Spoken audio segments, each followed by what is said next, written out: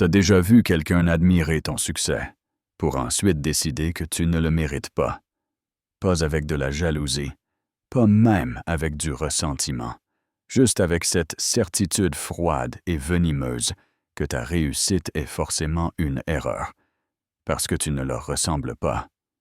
Ouais, c'est arrivé. Tout a commencé un mardi. Un mardi banal. Les courses dans une main, les clés dans l'autre. J'étais à mi-chemin de l'allée quand j'ai entendu sa voix. « Vous! Vous trouvez toujours le moyen d'avoir de belles choses. » Elle n'était pas en colère, pas bruyante, juste chirurgicale. Le genre de ton qui s'infiltre sous la peau et s'y installe. En silence, elle se tenait près de ses rosiers, à tailler de l'air. Les fleurs n'avaient pas besoin d'être taillées, elles étaient déjà parfaites, comme son illusion de contrôle. Elle, c'était Hélène, la reine du syndic, la matriarche du quartier. Imagine une femme avec un verre de vin à la main, passive-agressive, pantalon beige impeccable, bracelet en diamant au poignet. Elle ne ressemblait pas à une raciste. C'est là tout le piège. Ce qu'elle n'arrivait pas à comprendre. C'était simple. Je vivais dans une maison aussi grande que la sienne, peut-être même plus, et dans mon garage, il y avait quelque chose qui faisait passer la vieille BMW, poussiéreuse de son mari pour une blague, une Lamborghini, Huracan jaune vif, Giallo Orion. Elle détestait cette voiture, mais pas parce qu'elle était tape à l'œil. Elle la détestait parce qu'elle m'appartenait, avant que sa famille ne vienne perturber ma tranquillité. J'avais tout construit avec précision. Je ne viens pas de l'argent. Je viens de la discipline, des années à coder toute la nuit, à miser sur mes compétences, à réinvestir chaque centime pour pouvoir enfin respirer un peu. Je ne suis pas arrivé là par hasard. J'ai mérité mon silence, mon calme. Ma maison était mon sanctuaire. 2 étages de verre moderne, d'acier brossé, de lignes pures. Et cette voiture, ce n'était pas un jouet. C'était ma thérapie, un trophée que je gardais sous une housse de soie et que je ne conduisais que le week-end. Sur la côte, mais pour le fils d'Hélène, c'était un butin, un trophée qu'il voulait, gratuitement. La première fois qu'il est venu, j'étais dans le garage à polir l'aile avant. Il n'a même pas frappé. Il est juste entré, dans son short rose pastel, comme si l'endroit lui appartenait. C'est beaucoup de voitures pour une seule personne.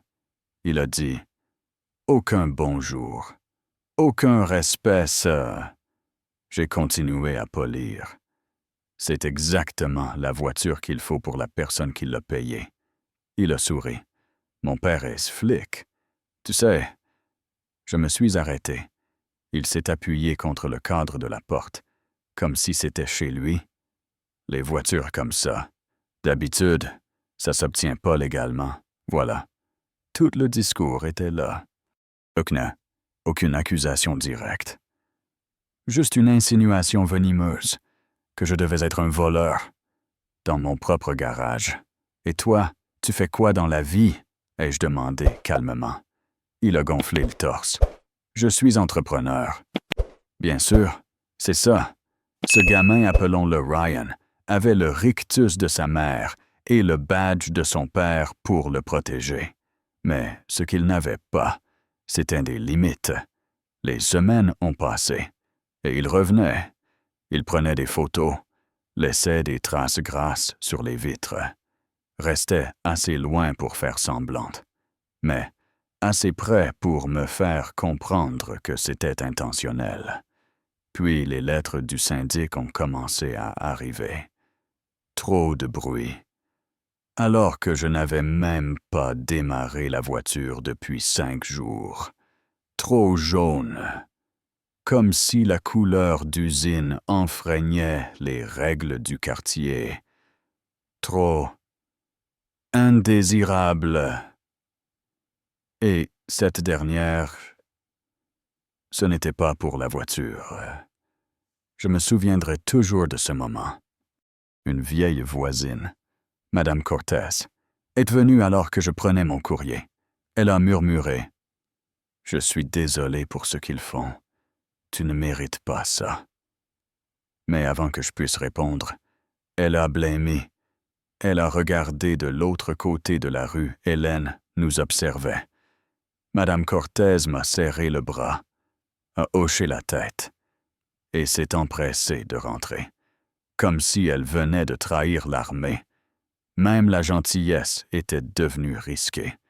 Puis tout a explosé lors d'un barbecue du quartier. Ryan a fait une scène simulant la peur, criant que je l'avais menacé. Je lui ai dit de dégager de chez moi.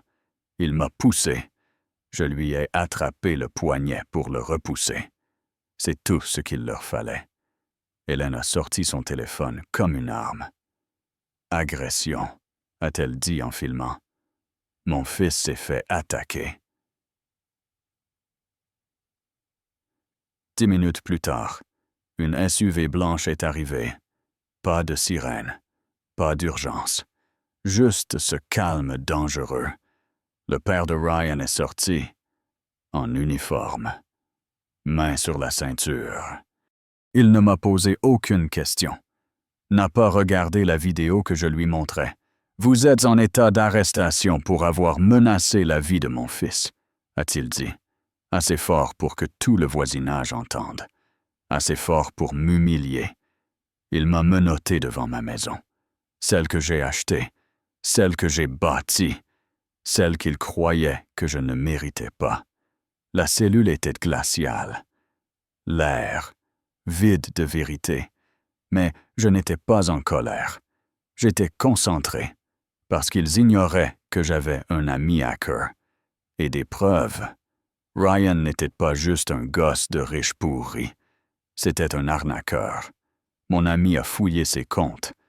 Il a trouvé des escroqueries en crypto, des boutiques en ligne frauduleuses, même un tableau de rêve où ma Lambo était encerclée comme un objectif. Tout était planifié. Il voulait que je sois arrêté, que mes biens soient saisis. Pour récupérer ma voiture, on a tout donné à un avocat spécialisé en droit civique. Ben ne se contentait pas de défendre. Il attaquait.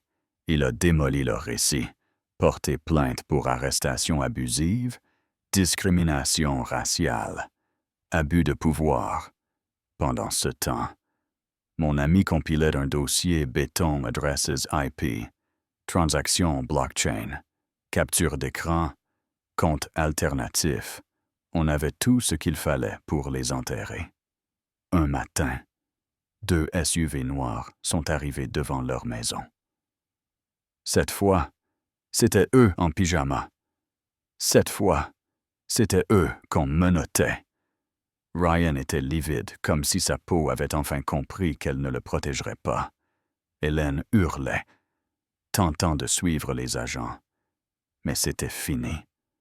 La voiture qu'il détestait brillait dans mon allée, pendant que leur maison devenait une scène de crime fédéral. Le quartier est devenu silencieux. Plus de lettres, plus de regards, juste des têtes baissées, des sourires gênés. Le genre qu'on fait quand on comprend qu'on s'est trompé de camp. Un voisin, celui qui critiquait mes arroseurs, a laissé un pack de bière sur mon perron. Avec un mot, je ne connaissais pas toute l'histoire. Pardon, mais alors que je pensais que tout était terminé, quelque chose a changé. La sœur d'Hélène, la tante, est venue me voir, les mains tremblantes, les yeux rouges. « Tu dois savoir », a-t-elle murmuré. « Ben n'est pas juste ton avocat. » Elle m'a tendu une vieille photo, un garçon, son neveu devant un cercueil. Le père de Ryan a poussé le frère de Ben au suicide. Il y a des années, à l'école de police. Tout a pris sens. La stratégie, la précision, la colère derrière le sourire de Ben. Ce n'était pas que de la justice, c'était de la vengeance. Je suis rentré. Je me suis assis dans mon bureau. Le silence pesait plus lourd maintenant. Est-ce que j'étais juste un pion? Un dommage collatéral dans la guerre de quelqu'un d'autre? Est-ce que ça comptait? Parce que la vérité, c'est que j'ai obtenu justice. Un flic raciste a été écarté. Un fils criminel a été incarcéré. Et j'étais sur le point de recevoir une indemnité si énorme que je pourrais acheter 10 Lambos et dormir sans souci. Mais je n'avais pas envie de fêter ça. Quelques jours plus tard, j'ai pris la Lambo pour une balade lente sur la côte. Juste moi, le vent et le ronronnement de ce moteur qui, autrefois, me calmait, et j'ai repensé à ses premières paroles.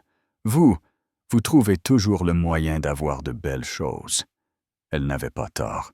On trouve le moyen, mais parfois, le prix, c'est une guerre.